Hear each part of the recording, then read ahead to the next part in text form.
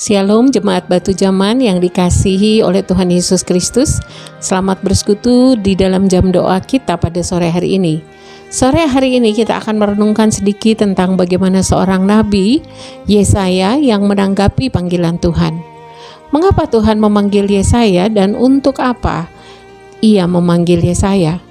Dalam Yesaya pasal 1, Tuhan memberikan penglihatan kepada Yesaya bagaimana bangsa Israel melakukan apa yang jahat dan meninggalkan Tuhan. Sehingga di dalam pasal 1 ayat yang kedua Allah berkata kepada Yesaya, "Aku telah membesarkan anak-anak dan mengasuhnya, tetapi mereka memberontak terhadap aku. Lembu mengenal pemiliknya, tetapi Israel tidak. Keledai mengenal palungan yang disediakan Tuhannya, tetapi umatku tidak memahaminya.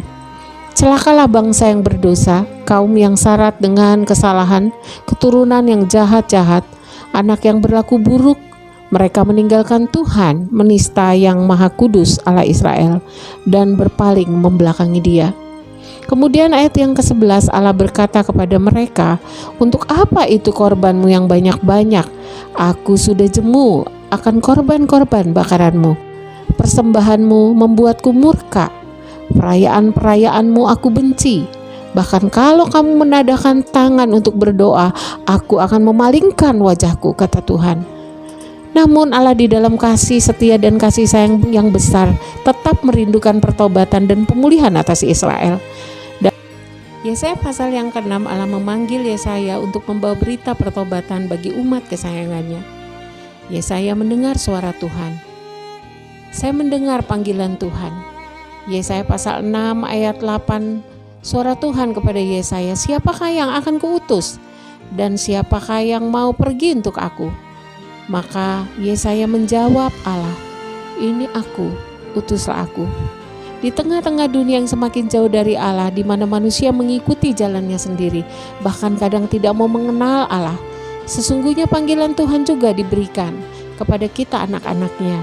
Kita dipanggil untuk tetap mengasihi siapapun yang menolak Allah, tanpa boleh kita memilih siapa yang layak untuk dikasihi dan diampuni. Karena Tuhan mengasihi semua orang dan rindu mengampuni semua orang.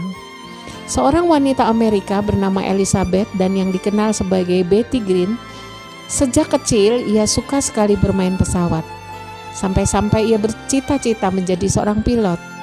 Pada suatu kali ketika Betty mulai menjadi besar, ia sangat mengasihi Tuhan dan ia ingin sekali melayani Tuhan.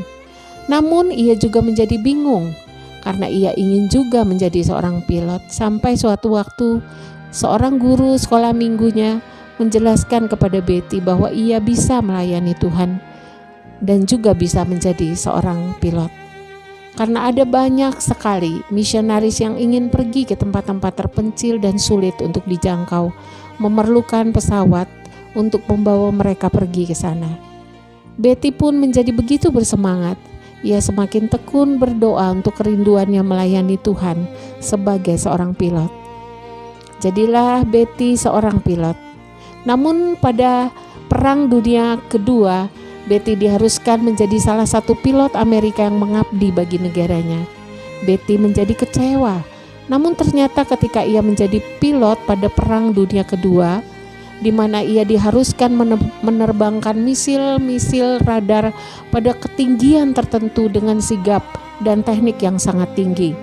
Nah, pada momen itulah justru Betty disadarkan oleh Tuhan bahwa Tuhan ingin ia menjadi pilot yang handal dengan kemampuan yang sangat tinggi, karena Tuhan akan membawa Betty untuk melayani Tuhan sebagai seorang pilot wanita yang akan pergi ke negeri-negeri yang jauh yang belum pernah ia datangi dengan medan-medan penerbangan yang sangat sulit.